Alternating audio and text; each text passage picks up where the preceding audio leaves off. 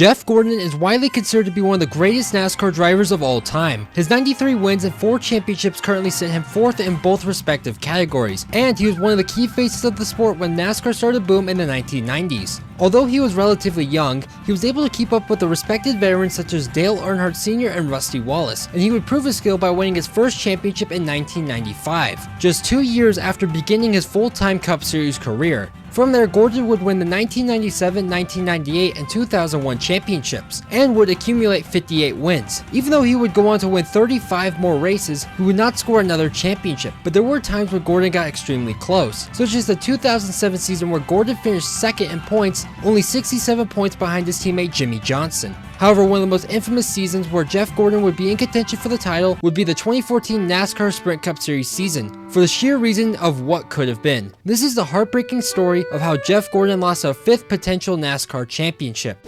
Our story takes place on October 19th, 2014. The NASCAR Sprint Cup Series has arrived at the Texas Motor Speedway for the AAA Texas 500. The series was almost at a close, with this being the 34th of 36 total races, and the second race in the round of 8 playoffs. This was the first season of the modern playoff format, and it was well known that any of the 8 drivers remaining had a fighting chance at the title. One of the title favorites that year was Jeff Gordon. Gordon had been extremely consistent that season, finishing in the top 10 21 times up to that race, with 13 of those finishes being inside the top 5. He also had collected a total of 4 wins up to that point and didn't DNF in any of the races beforehand. Gordon would be starting in second place, with fellow Chase driver Matt Kenseth starting next to him. Gordon would enter the race leading the overall points in a prime position to point his way into the Championship 4 race at Homestead Miami Speedway. As the race got underway, Matt Kenseth would dominate the early portion of the race, pulling out to a 3-second gap on second place Kevin Harvick. Gordon had fallen down to 4th place, but a caution would come out for the 98 of Josh Wise, which brought all the leaders down pit road. Unfortunately for Gordon, his team had an issue with the right front tire, sending him from 4th to 10th for the upcoming restart. Once the race got back underway, Kenseth would be able to pull away from the pack until Jimmy Johnson was able to get by him on lap 54 of the race. Whilst Jimmy began to run away with the lead, Gordon started his climb back towards the front of the field, working his way past Matt Kenseth on lap 88 to take the 4th position back. It would take a while, but Gordon was eventually able to get past the number 4 of Kevin Harvick at lap 152. This put Gordon up to the second place position, and now he was able to set his sights on his teammate Jimmy Johnson. On lap 162,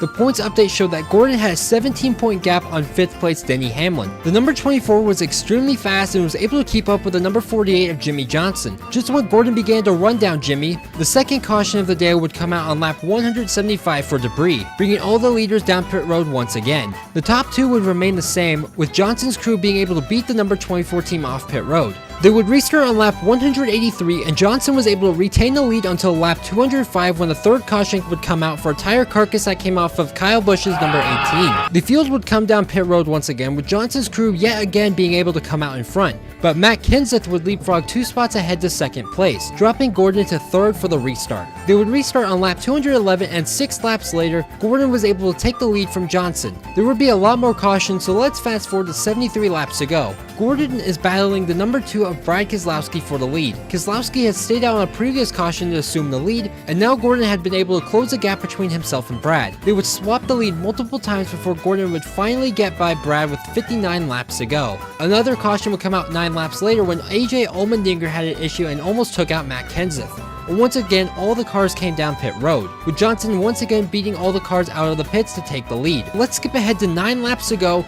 after the 11th caution came out. Jeff Gordon was back in the lead and his car had came to life. On the restart, he was able to pull away from Keselowski and Johnson and created a 1.6 second lead and was well on his way to win when the caution would come out yet again for Clint Bowyer. This caution is what would evidently cost Jeff Gordon the chance at the championship. The race would go into green-white checkered. Then on the restart, this happened. Number 1.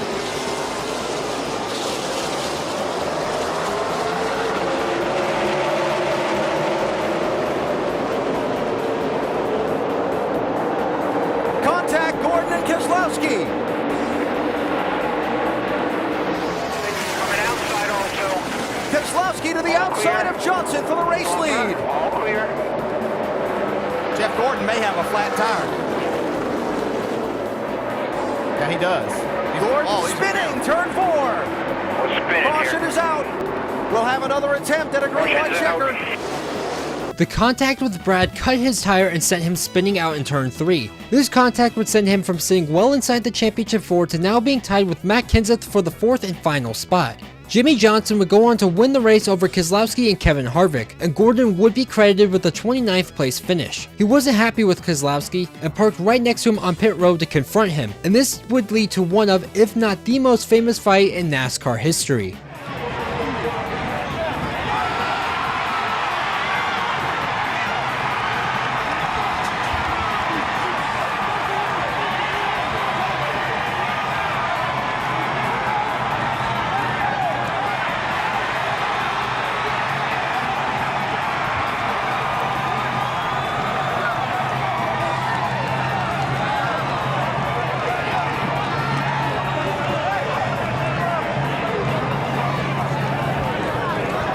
This wouldn't be the end of Gordon's chance to make the Final Four, as there was still one race to go in the round of 8, which was at Phoenix International Raceway. Gordon would qualify 7th for the race, and on the final lap of the race, there was a tie between Gordon, Ryan Newman, and Harvick for the 3rd and 4th spots of the Final Four. Harvick would win the race, guaranteeing his spot in the championship race, leaving the battle between Gordon and Newman.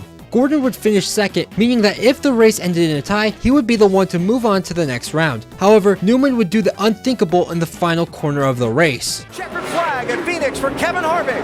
Newman's beside the 42, and he's 42's in the wall.